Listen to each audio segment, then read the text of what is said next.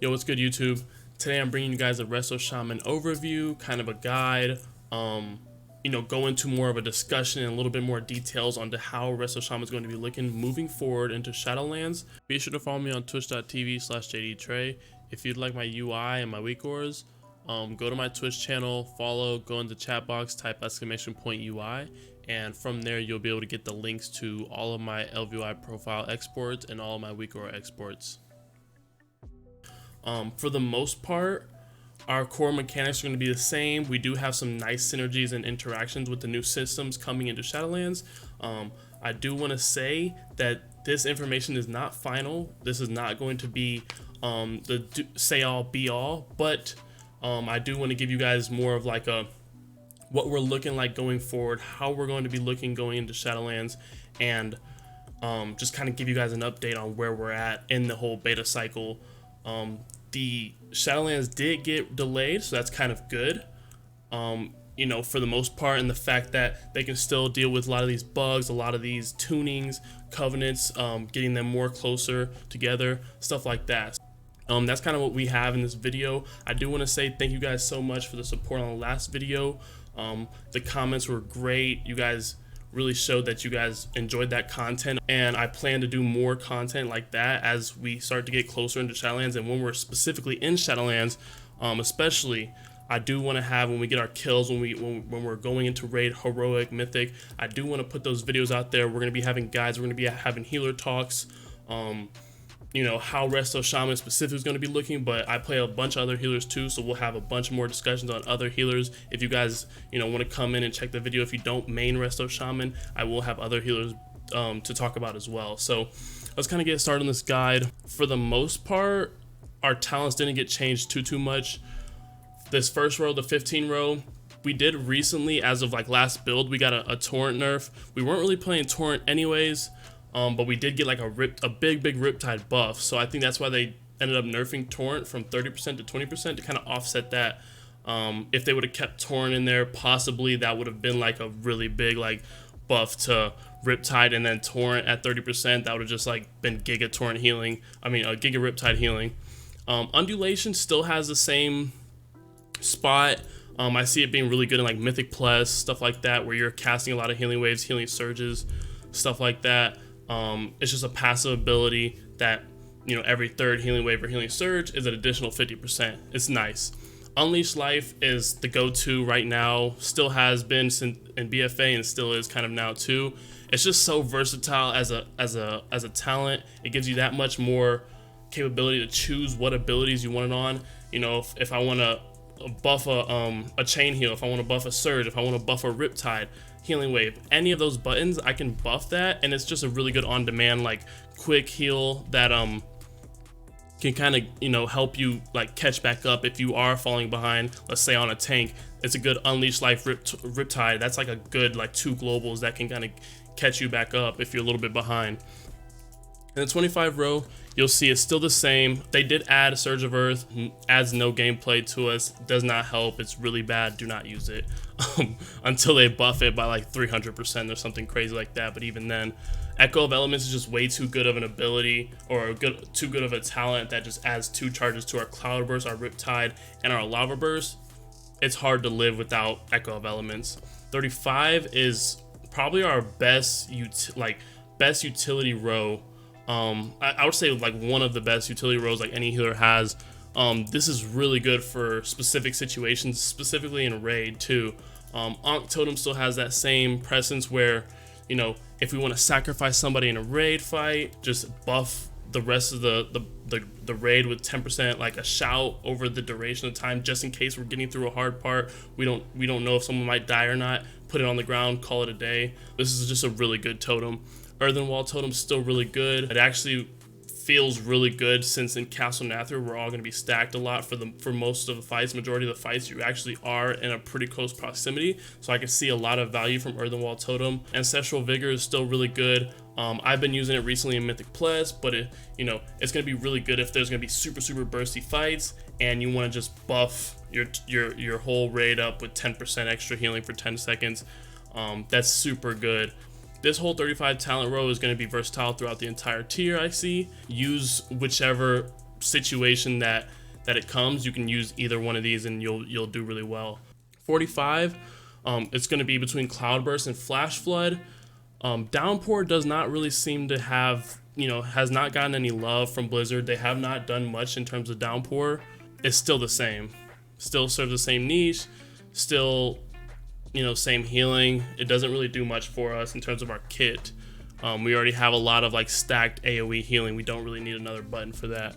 Cloudburst is going to be super good. Still going to be the same in terms of like feeding into your Cloudburst, getting those big Cloudburst windows, especially when you add up some of our Covenant and especially this last row where you can have all these, High Tide, Wellspring, or Ascendance.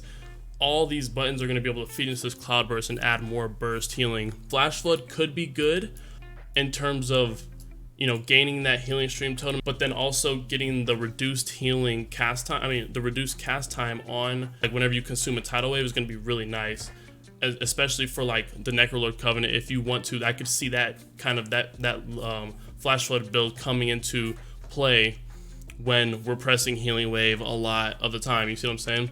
But right now I'm going to go Cloudburst Totem. Last row, I kind of touched on it already. With the nerf to High Tide, that allows us to be able to play Wellspring or Ascendance, which is really good. I could see Ascendance being like a staple for the most part, and then, like I said, deviating off into some of these other abilities. We do have a couple of changes. Next, I want to go on to Covenants and Conduits.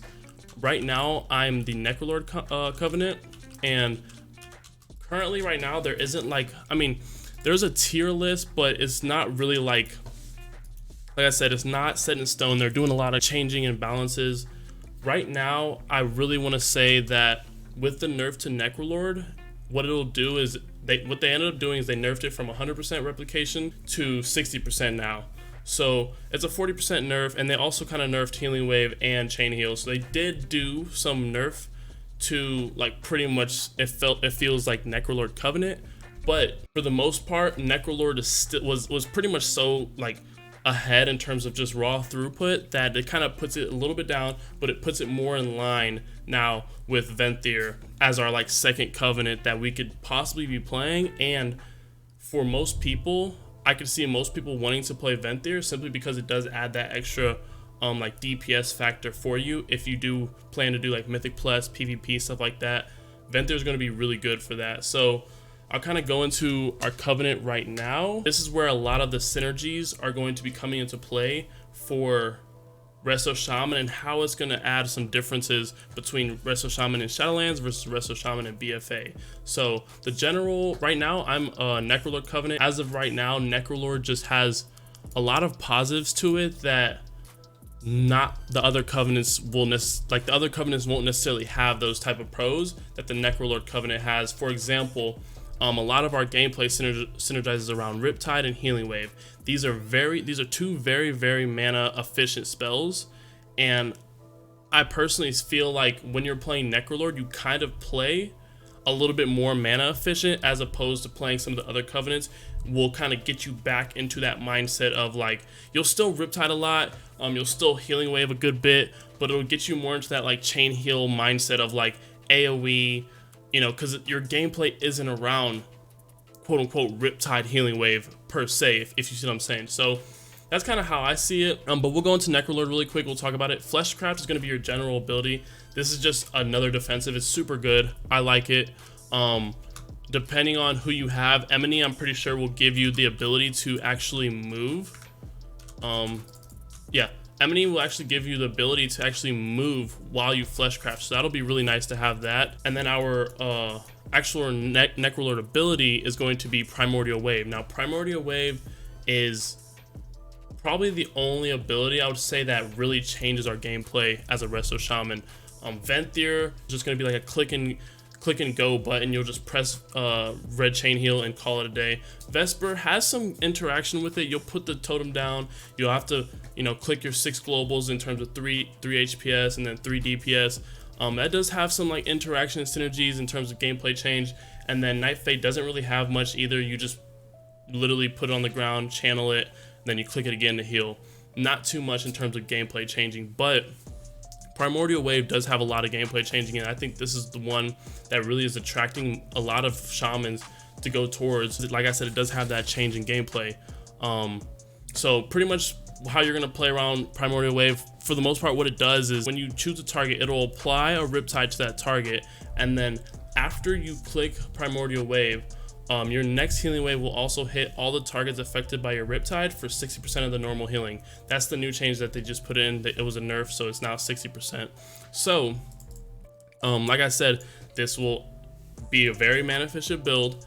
It'll keep you, like with this build, you'll be literally hitting, as you should anyways, but you'll be literally hitting Riptide on cooldown to make sure you have the maximum amount of Riptides out at any given time, so that whenever you do hit Primordial Wave, boom, you have 5, 6, you know, get lucky and get some resets, 7 Riptides out, and you're hitting seven people with a big healing wave that's scaled off of mastery. You see what I'm saying? So that is a really good covenant, I think, and hopefully they don't nerf it anymore. But right now they did give it a little bit of nerf, so it kind of sets it in line. I'll kind of go over our conduits really quick that are going to be really good for us, and then we'll kind of move on from there. Right now I'm using our 3 Soulbinds in Necrolord. Don't really do much for us. Necrolord, I would say, has like the weakest of Soulbinds, unfortunately, but they did just put a new change in Emini called Lead by Example. Now what this does is Primordial Wave increases your intellect by 5% and nearby allies' primary stat by 2% for 8 seconds. Then you also gain an additional 5% intellect for each ally affected up to 15%. This is going to be really good, I feel like. I haven't done any testing on it yet, but I do plan to in the future before it hits live. Basically, on a 45-second cooldown, because that's what our Primordial Wave is going to be, 45 seconds, every 45 seconds we'll be able to get effectively 15% extra main stat, which is intellect, every 45 seconds. That's huge. It literally says, you know, you gain 5% additional intellect for each ally, so you only need to be around 2 extra allies to get the max buff of it. If you're by yourself, you get 5%. I think Emini is going to be our best. Also, Emini allows us to move while flesh crafting, so we'll be able to, like, on the move, if we're going to be taking damage, we can flesh craft on the move, you know, and not have to like stand still and take extra damage. So that's going to be really good for us. We're gonna end up going 3 potencies, I feel like. So I'm actually gonna go on this one because I do not have Emini unlocked, but I'll show you our 3 potencies and what I feel like our 3 potencies are going to be, you know, going into Castle Nathria. So the first one, Tumbling Waves. Primordial Wave has a 20% chance to not incur a cooldown. This is going to be really good. Make sure you always this is going to be like a go-to rush this one, because for example, you could have, like I said, 6 Riptides out, you could Primordial Wave, you get the proc, it doesn't put it on cooldown, so now I can Healing Wave, and then right after that, I can Primordial Wave again, add another Riptide to the picture, and then Healing Wave again. There's been times where I've gotten lucky with the RNG lottery and literally have gotten like 4 procs where I was just back to back Primordial Wave, Healing Wave, Primordial Wave, Healing Wave. It's just insane. It's insane healing. It's going to be really big healing. This actually will scale up. At rank 15, it'll be a 40% chance to not incur a cooldown. Right now, we can only get rank 7 for Castle Nathria. It'll put Primordial Wave on a 29% chance to not incur a cooldown. So that's going to be really good. Our next conduit, I would say, is going to be Heavy Rainfall. This one is super, super good. Pretty much it turns your Healing Tide Totem into like pretty much a bigger cooldown than what it already is. And it all, like I said, all this stuff is going to be scaling with your mastery as well. So Healing Tide Totem increases the healing of your healing rain by 160% for 20 seconds. That's going to be really nice. So basically what it does is when you drop Healing Tide Totem, it gives you a Heavy Rainfall buff. So now all your healing rains that you put down within that buff window are going to be hitting that much harder, 160% more at rank 1. This will scale as well depending on rank. So it'll just end up going further and further, 160%, and then at rank 7, it'll go to 220%. So that'll be just giga healing. Our next conduit is going to be Swirling Currents. This one is going to be really, really good, I feel like, as well, and also actually has synergy with the Necrolord Covenant abilities. So this is the only thing that has synergy with Primordial Wave. Using Cloudburst Totem increases the healing of your next 3 healing surges, healing waves, or Riptide spells. So that's going to be really good, and that's by 20% at rank 1. So basically what you could do is, like I said, you can have those 5-6 Riptides out. Right before you're going to Primordial Wave, you're going to want a Cloudburst Totem to activate it. You're going to get this buff. So you're going to Cloudburst Totem, you're going to get the 3 charges, and then right after that, you're going to Healing Wave. All of your Healing Waves are going to be 20% buffed. So this is going to be super good. It adds that synergy, allows for some gameplay nuances, some skill in there. Really good Conduit. Really love that synergy that it has with Necrolord specifically that does not necessarily have with any of the other covenants. So that's going to be really good. Next, I want to start on our Legendaries. I do think that Resto Shaman actually has a good choice in Legendaries, which is really good for us. And we'll get going on that. The first Legendary I want to talk about is Jonats. This is going to be a really good Legendary. It has good synergy with the Necrolord Covenant as well as other covenants as well. So Healing Wave and Healing Surge increases the healing done by your next chain heal by 10%, stacking up to 5 times. The synergy that it'll have with Necrolord is that if I have my 5 Riptides out and I Healing Wave, that's 5 Healing Waves. So right after that Primordial Wave, I'll have a 50% increased chain heal for the next chain heal. So after that 50% gain, I can then, after I Primordial Wave, I can then Unleash Life to get the extra buff on that, right? I'll get the extra 35% for the direct heal, and then 50% on the chain heal. So that's just like a bunch of synergies, right? Throw it all into one. That's a pretty good Legendary that actually has synergy. It was good in Legion, and it's going to be good now. So the next Legendary that's actually going to have probably the most synergy with the Necrolord Covenant and is going to probably be like a go-to Legendary for this Covenant is going to be the Riptide Legendary. So basically, every forecast of Riptide also applies Riptide to another friendly target near your Riptide target. This is going to allow you to get those 6-7 Riptides out on the raid at one time, right? So basically, like I said, we recently just got our Riptide buff from I think about like 97% to 170% spell power.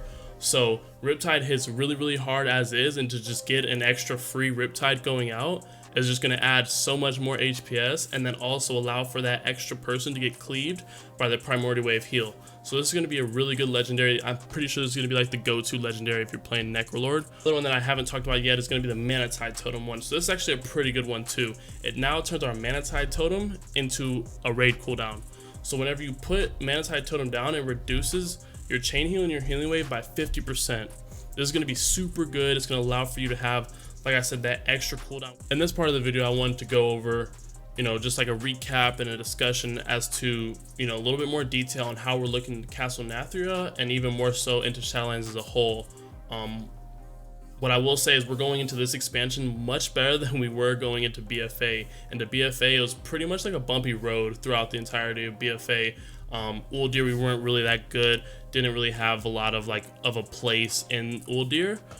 Compared to like the other healers, whereas like Castle Nathria first tier, we look like we have a really, really good place right now going into this expansion. And then even so, like throughout BFA, we were on a bumpy ride in terms of like Battle Shaman meta coming out. We had to do like DPS, be like the support healer, right? Other healers just doing like much more throughput than us.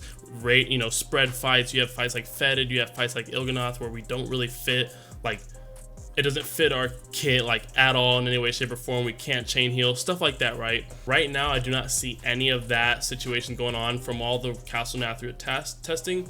I didn't see one fight where it's like an Il'gynoth type of fight or a Fetid where everyone's spread out and we're not going to be able to like chain heal or use much of our kit, right? Our proximity cooldowns like Earthen Wall Totem, Spirit Link Totem, stuff like that. So that's really good for us as Resto Shamans moving forward. And the fact that, like I said, a lot of these Castle Nathria fights are going to be very close in proximity in terms of strategy. Our kit just works perfectly well going into Castle Nathria. We'll be literally, for the most part, within that 10-20 yard range. 20 yards being really good for Ascendance, 10 to 15 being really good for chain heals, not like stopping at the end and like only hitting 3 targets or something like that. It'll be really good for us in that sense of it. One thing I will say is, I had a couple people, there are a couple people that are worried about covenants and like what covenant to choose and stuff like that.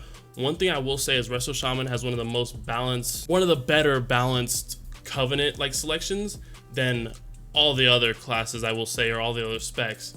We have the ability to be able to choose Necrolord for really good throughput, actual like gameplay change.